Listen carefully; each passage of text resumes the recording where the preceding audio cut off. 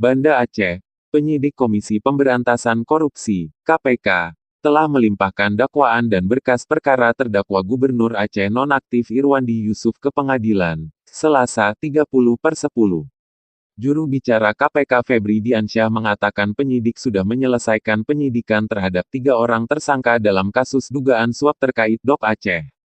Sudah dilakukan pelimpahanan barang bukti dan 3 tersangka TPK suap terkait dengan pengalokasian dan penyaluran dana otonomi khusus Aceh, DOKA, tahun anggaran 2018 ke penuntutan, kata Febri Diansyah.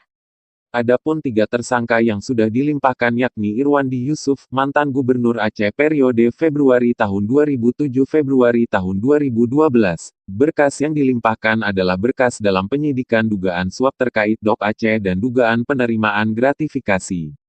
Kemudian Teguh Saifuk Bahri, dan Henry Yuzal. Rencana sidang dilakukan di Pengadilan Tipikor Jakarta, ungkapnya.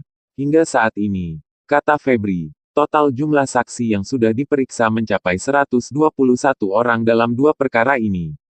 Ketiganya juga masing-masing telah diperiksa sekurangnya 4 kali dalam kapasitas sebagai tersangka. Unsur saksi yang diperiksa yakni, Direktur Jenderal Perimbangan Keuangan Kemenkeu, Asisten 2 Provinsi Aceh, Kepala Bapeda Aceh periode 2017 sampai dengan sekarang, Kepala Dinas Kebudayaan dan Pariwisata Aceh, PNS pada Dinas Pengairan Aceh, Dinas PUPR, Dinas Pemuda dan Olahraga Prof Aceh, Direktur Utama PT Tua Sejati, dan wira swasta. Aleba Channel melaporkan.